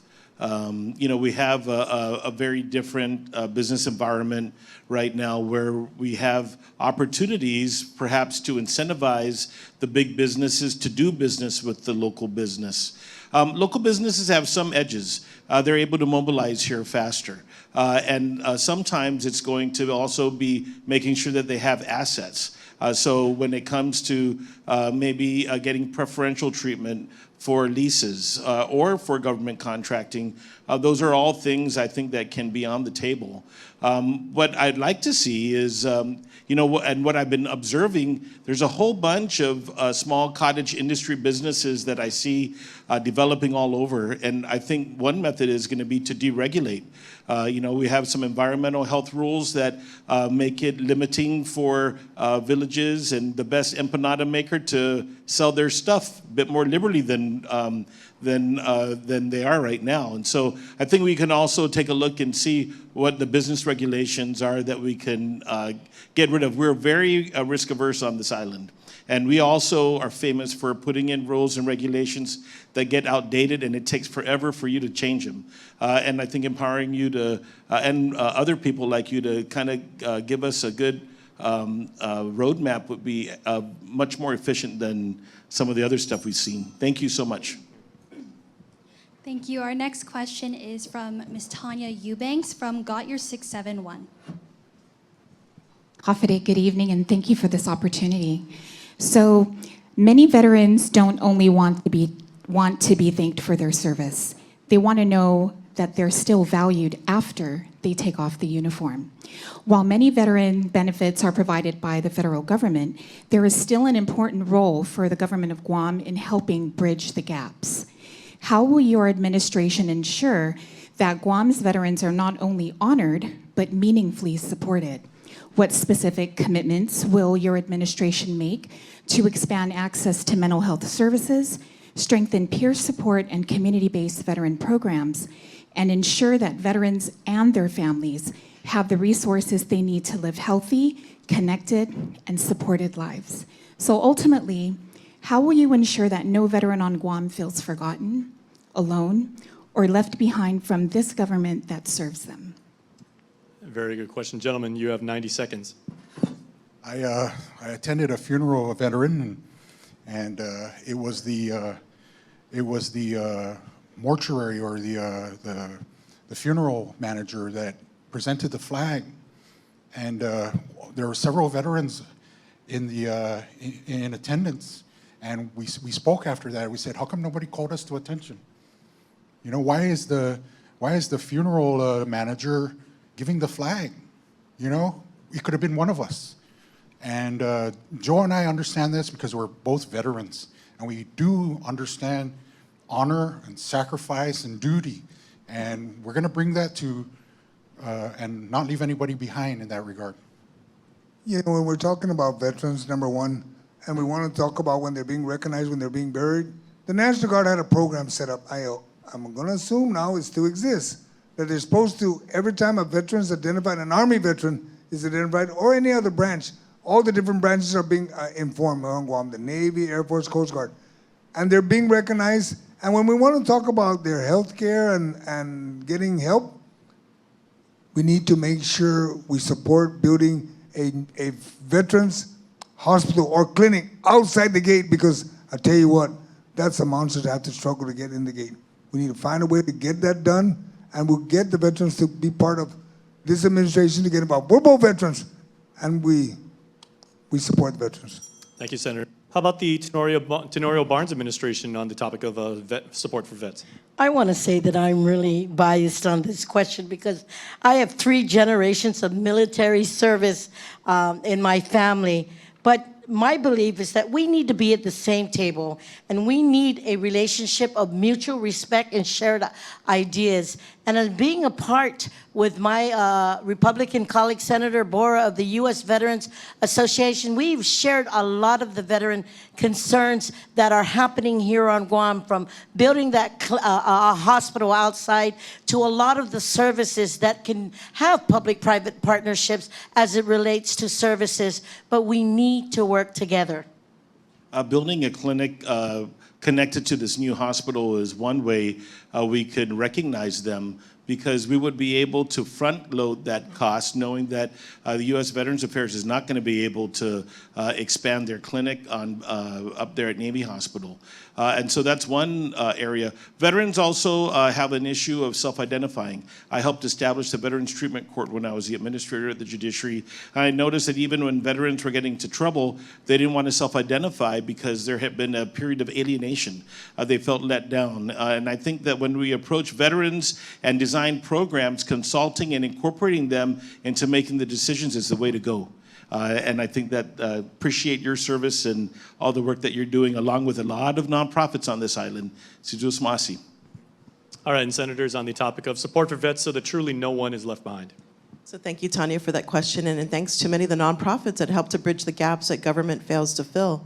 And I know, with West Care, for instance, they have a great program too in outreaching to many of our veterans. What we need to do in our government is we need to make sure that we are hiring the proper amount of VSRs, right? That's been one of the backlogs that we've experienced, and this is one of really the barriers to our veterans from really obtaining the health care that they need and the mental health care as well. The other thing that we could do is we can advocate for more funding through our congressperson. So I think these are things, whatever the resources there are, we need to leverage them, and we also need to seek more funding. Yes, and you're right that while the federal government provides many benefits, there are still things we need to do here, such as local transportation, local services, and this outreach, I think, is very important. So I'm glad that we have nonprofits assisting the community, because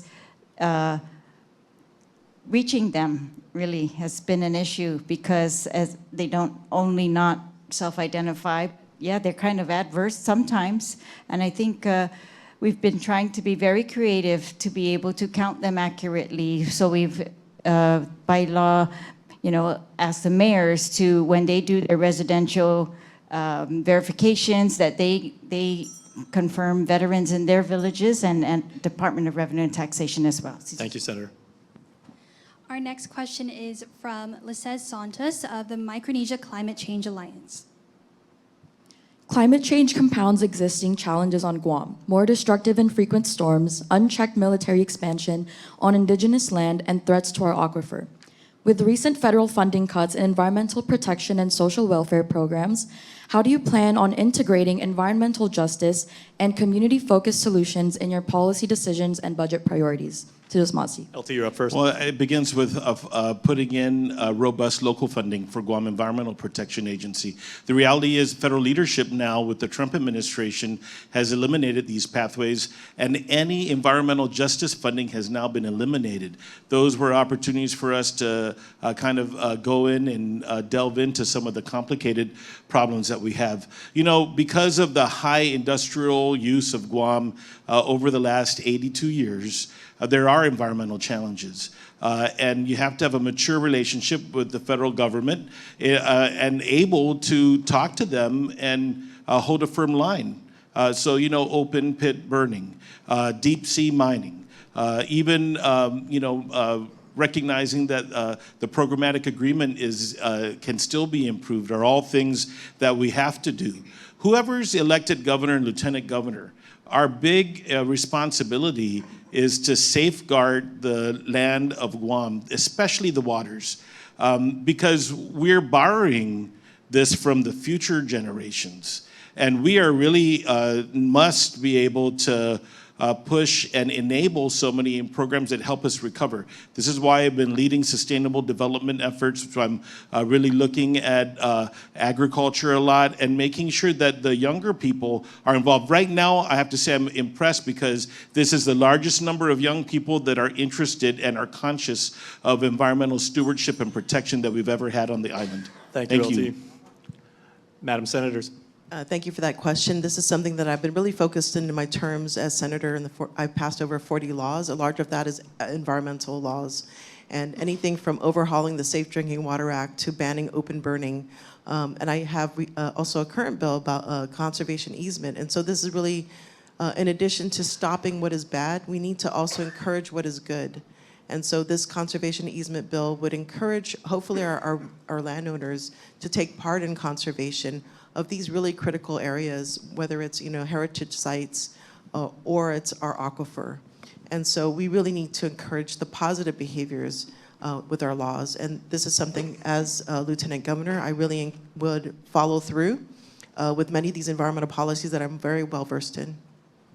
Yeah, there are also ways that we just have to hold people accountable for the damage that they have done, for the promises that they make and they are not complying with, and for the obligations that they have, for example, pursuant to the programmatic agreement. All of those have to be monitored and enforced. Make sure that mitigation, especially that is promised, is actually done. Because we have many instances recently, not just in the olden days, but recently, of adverse impacts promised to be mitigated, but not yet done. And so thank you for your work as well. Thank you very much. Now, gentlemen, environmental stewardship on a public policy level, very, very important. Senator, 90 seconds to you, please. I'm going to try to keep it simple, okay? Number one, there's somebody employed to check. If you're going to have a project inside the gate, there should have been somebody assigned to make sure whatever issues, maybe environmental, whatever the issue is, there should be someone monitoring that. In our administration, there will be somebody monitoring that. So we don't have to worry about the programmatic agreement and all that stuff. We should have been monitoring everything. And then we reach out to our delegate who says, whoever it is, you need to help us out because you can't expect us to be the only one monitoring. We need you to provide federal funding so that we can better monitor and hire more folks so we can make sure whatever doors need to be open or whatever we need to check, we're allowed to check. I think we also have to remember we have to take a balanced approach to everything that we do, because on one hand we want economic prosperity, but we also have the land that we need to use to get there. One of my main concerns with the environment is the diluent in the water. Why don't we work together with the military as a measure of national security to secure that water and have a desalinization plant built on Guam for not only the military but for our residents, so that way we solve that diluent problem. Thank you. We'll now move on to questions from our youth ambassadors, and our first youth ambassador is Cabrini Taitano. She is a recent graduate from Guam High School.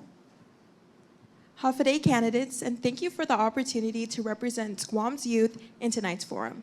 There has been discussions about consolidating or closing public schools. If this were to happen, what steps would your administration take to ensure that increased campus populations do not compromise the quality of education or students' access to the resources and support they need to succeed? Okay, and let's hear from the Terlahi Perez team first, please. Ladies, 90 seconds, please. So my approach would be to encourage the use of those underutilized rooms and maybe partner with private entities who can then also provide curriculum and exposure to students to different careers. I think that would be my approach, since we've passed the law that allows for DOE to rent these spaces. The other thing we can do is lower the cost of government by utilizing these empty spaces. Instead of paying for rent, we can house government offices there. So again, we can expose students to careers within government. So I feel that there still needs to be options that need to be, alternatives that need to be looked at rather than closing down schools, and really it's really critical that we look at the, the communities that these schools have created. We see that many of these schools, they've developed a community where they are advocating for academic excellence. And, it's so difficult to recreate something like that. And so that's why my first priority would be to see if we can utilize these spaces. Yes, I would be very hesitant to close the school if we cannot monitor the curriculum outcomes, the student-to-teacher ratios, right? We shouldn't negatively impact that. We should, those that are doing well in test scores, we should support them as opposed to threaten them with closure. All right, Senators. Okay, can you repeat it one more time, Cabrini, please? If this were, there has been discussions about consolidating or closing public schools. If this were to happen, what steps would your administration take to ensure that increased campus populations do not compromise the quality of education or students' access to the resources and support they need to succeed? Number one, when the Department of Education starts talking about consolidating and closing schools, we need to start taking a look at why. Why are you closing? Why? Because you only have 300 students? Well, have you decentralized? Have you identified where the population should be going? Because it's quite obvious. It's a good example. Recently they closed down Brody Elementary School. And the Tamuning mayor, and I was pursuing it with then former Senator Talina Nelson, to convert that to a middle school. So where do the kids go? They go all the way to Jose Rios. Really? You got people going that far down? And right next door to Brody Elementary is JFK. I'm alumni. But Brody could have been a middle school, and then that would have been the feeder. So wherever the overcrowding is today in Dededu can start feeding that school. And then we worry about, like you mentioned, make sure that we don't cause a problem in education, right? Being on the board before, that was the biggest thing we pursued and we were monitoring. Unfortunately, we got an election coming up. There's new board members going to be elected. So let's hopefully they focus and they attend to the issues of the children. Thank you. All right, LT, Senator, how do we keep education at a pristine level? Well, I truly believe that we can repurpose those buildings. With the help of the Guam Women's Chamber, I worked with them on the intergenerational daycare centers where we had the Manhoban and the Manamco come together in a unique standard where we can continue the education, the cultural perspective, and just literally bringing the cultural education to our Manhoban. Those are programs that we can look at integrating into these buildings that are empty, these educational buildings that are empty, but we must stay positive. And I think with our administration, we will continue to make sure that we work even with leveraging public-private partnerships. That's why we won't close schools. I'm against that. Churches and schools are the hearts and souls of the villages. And you close schools, people are not going to live in the village. And so we kind of create a downward spiral. We can't utilize my perfect situation. I have a mom that is going to get her GED in adult education in a classroom while her kid is finishing kindergarten, right? And I think that the schools can be used as resources for the community to get people to work, to provide comforts. And so what Senator Tina was talking about, having intergenerational daycare or day programming for some of those that are less fortunate or have developmental disabilities, those are how we can maximize and continue to make sure we demand very good quality education. Thank you, LT. Our next youth ambassador is Venetia Kim. She is a recent graduate from St. John's. Hafaday candidates, thank you for your time and opportunity here today. Speaking on the behalf of many young people heading off to college, our ultimate goal is to bring our education back home to serve our island. Given the current high cost of living, what specific policies or initiatives will your administration implement to create sustainable, well-paying career paths so returning local graduates can afford to build their lives here long-term? Thank you. All right, 90 seconds over to Team Joe and Dwayne on making sure that we bring our best home to work. You know, I don't like selling luggages in my store because they always tell me there's people leaving and it just breaks my heart that we have people leaving, the best of us leaving. I think having reduction in taxes and also collaborating with the businesses to try to lower the cost of living here. Joe and I have researched things to help in that regard, because it's very important to keep the people here. That way, when you come home, that you're able to service us with the abilities and the education that you have. And looking at reducing costs is a very important thing to me. And it's going to be one of the things that we're going to work on to make Guam more affordable for everybody, including our tourists. You know, when we talk about some of our children, they go to the school at University of Guam, right? And then they go off island because they're like, there's no jobs here. Wait a minute. The biggest problem I've seen in GovGuam, they don't have a recruitment program. You know, in the military, when you're a sophomore, junior, you got a military person saying, hey, if you graduate, you got a job, you can enlist. We should be promoting that to our youth and to our young adults going to university. You got a job when you graduate. And that's how we can keep them here in Guam and start fulfilling the vacancies we have that exist today. Thank you. Ladies and gentlemen, we're already doing that here on Guam, working with the Guam Community College and the University of Guam. The professional student exchange programs that give scholarships to students in the medical disciplines, 10 to 14 different disciplines, giving them the money and the resources they need to get educated back there, but also having them to come home. That is what the Barada Act is all about. Barada means to return.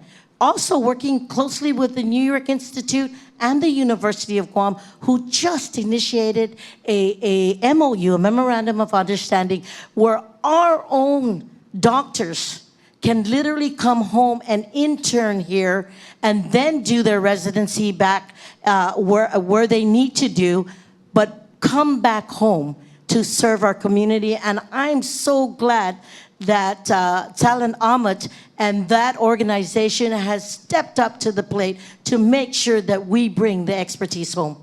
For the last 2 years, I've been a co-investigator for a National Science Foundation project called Navigating Home with the University of Guam, which does that, identifies college students, college graduates, recruits them for technical positions in the government, knowing that to expand the economy, we're going to need all sorts of expertise. So I think you would see the same kind of stuff expanded in our Tenorio Muñoz Barnes administration.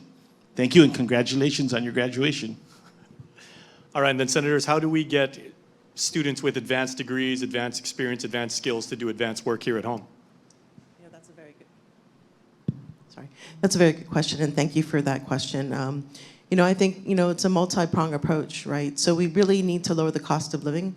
Housing is a big issue for our youth, and we really need to focus on that. The other parts, of course, are transportation. If we can create a reliable mass transit system to help lower the cost of living, hopefully that would help. Of course, there's no, the need is huge here in Guam for many trained professionals.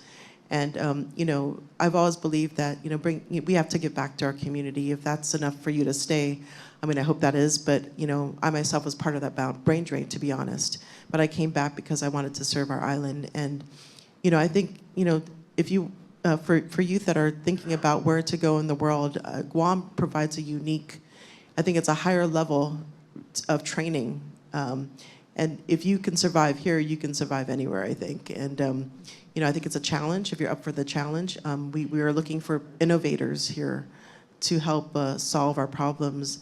And I truly believe that we come from a lineage of that. And, we welcome you. We welcome our youth to help add to that lineage of problem solving. Yes, we continue to have a great need in the government, for sure. I'm sure in the private sector as well for professionals. So we do have pathways, and we have to expand those across all different industries. Thank you, Senator. And thank you, Venetia. Thank you, Cabrini, and thank you for all of our industry partners across the island for those wonderful, wonderful questions and great responses, teams. All right, we will be back with much more from the second KUAM Gubernatorial Forum when we return. Keeping our families safe requires more than talk. It takes action to get results. 7 years ago, bad finances put our families at risk.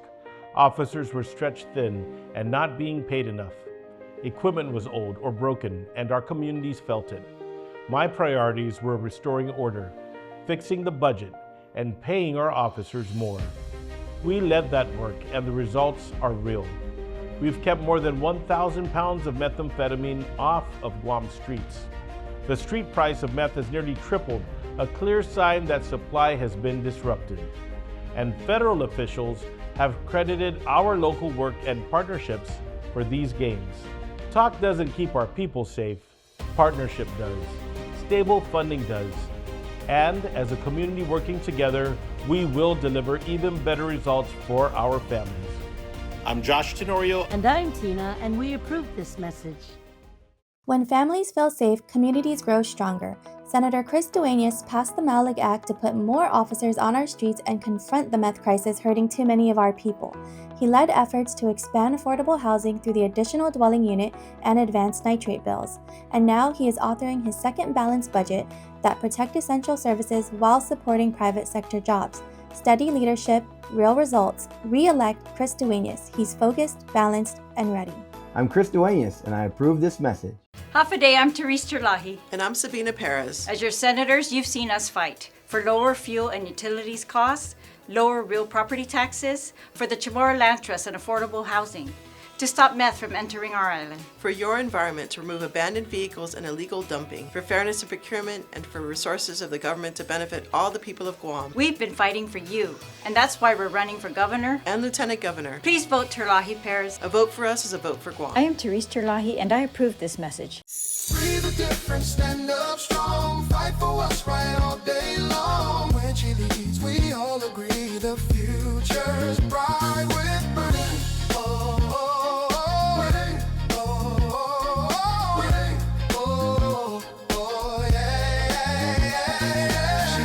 First before she speaks, lifts the strong and shields the weak. Service matters more than a check. Every promise earned with respect. She fights for you, not against. Built on values, built on sense. Changes and talk, it's what she brings. Real work, real hope, real thing. Breathe honest leadership, believe it. Say breathe, say change.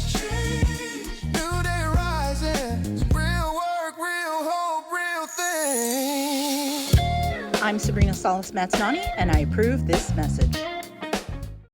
Leadership isn't measured by campaign promises. It's measured by a lifetime of keeping them.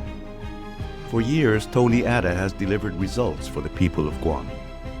He authored Guam's Castle Doctrine, strengthening the rights of law-abiding citizens to protect themselves and their families. He passed laws protecting consumers, strengthened opportunities to bring more doctors and healthcare professionals to Guam, fought for small local businesses, and worked to make government serve the people, not the other way around. His record isn't built on speeches. It's built on action, on integrity, on keeping his word. That's what put Guam first means, putting our island first. As your governor, I will lead with integrity, and every decision I make will put Guam first. I'm Tony Ada, and I humbly ask for your vote. I'm Tony Ada, and I approve this message. Putting a face on a billboard is an easy thing to do. Winning a case in court is the hard part. Right now, Guam is paying the price for a show over substance approach. We're moving that focus from the billboards back to the courtroom. We are not going to continue to waste money on these billboards and off-island litigation that doesn't affect you. We want to hire talent that stays on Guam and is dedicated to Guam. I'm Tom Fisher, and I approve this message. Housing costs are high everywhere. Rent is higher, home ownership feels farther away, and too many families are asking, can we afford to stay on Guam? But the dream is simple, a place of your own, a home where your children can grow up right here on Guam. Just years ago, Guam wasn't in a position to build. Guam's finances were on the brink, and so we stabilized. We restored fiscal credibility, and we secured the resources to act. Because of that work, hundreds of homes have been built, and hundreds more are on the way, including housing for working and middle-income families. For young families starting out, housing is about building safe communities and supporting families right here at home. Together, we're building a better Guam for everyone to grow and thrive. I'm Josh Tenorio. And I'm Tina, and we approve this message.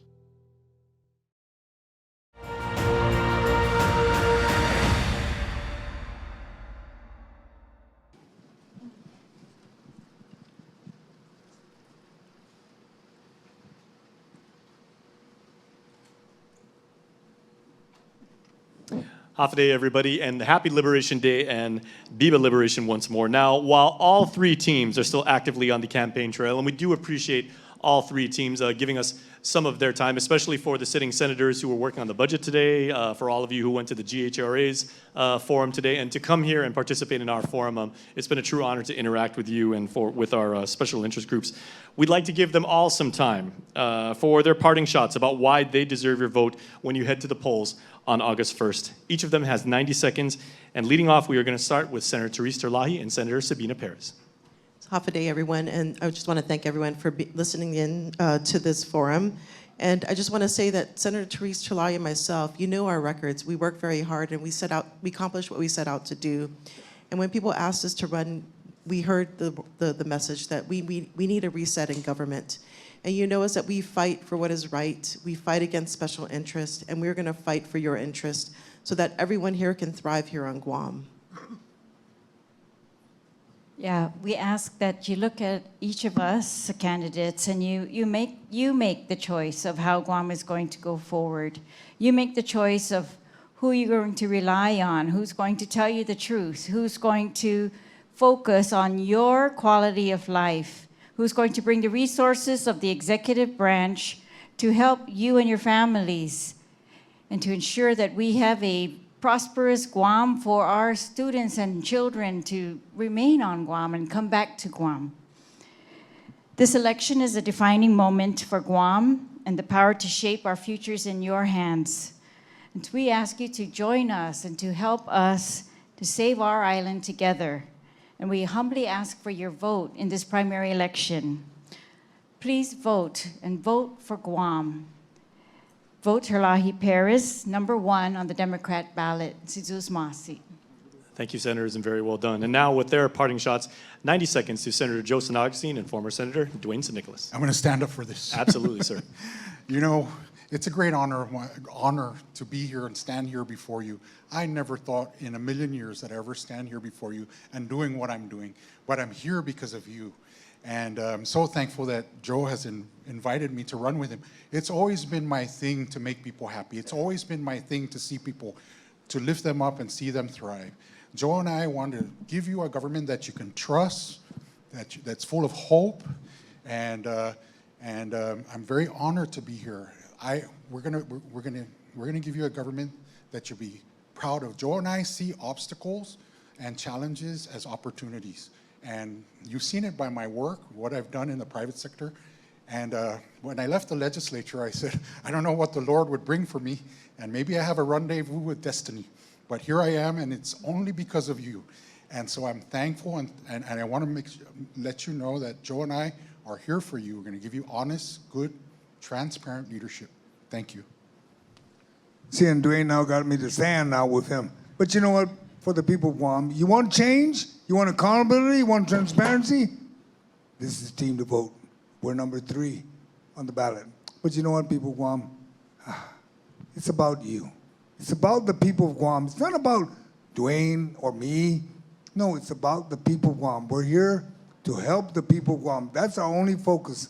That's all we're after, is to make sure people of Guam continues to prosper. Thank you. Thank you, gentlemen.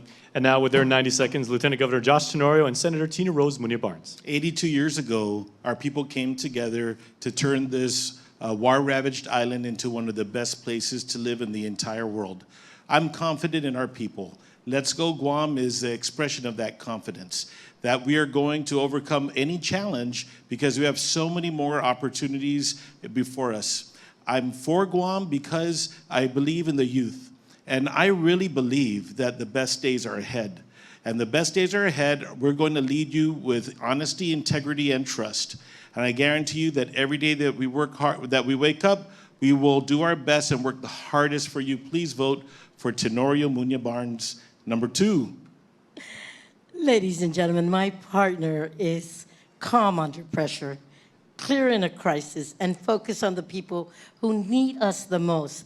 That's leadership, not noise, not excuses, but discipline, cooperation, and results. So we ask you you have a powerful gift, and that gift is your gift of vote. We humbly ask you to please share your vote for Tenorio Muñoz Barnes, number 2 on the ballot. Let's go Guam. And vote Democrat. Viva Democrat. Ladies and gentlemen, best of luck to all of you on the campaign trail and as we head closer. You know, ladies and gentlemen, you have had the stage for the last 2 hours and everything. If you would, please stand one more time. Ladies and gentlemen, your Democrat gubernatorial teams. Dwayne San Nicolas, Joe San Augustine, Joshua Tenorio, Tina Rose Muñoz Barnes, Sabina Perez, and Therese Terlahi. Thank you so much for your time. Ladies and gentlemen, thank you. Happy Liberation Day. We have come to you from the Encore Theater here at the Crown Resort on Tumon Bay. Thank you so much. Please be safe. Happy Liberation Day, everybody. For all of us at KUAM, I'm Jason Salas. Thank you so much for watching. Adios.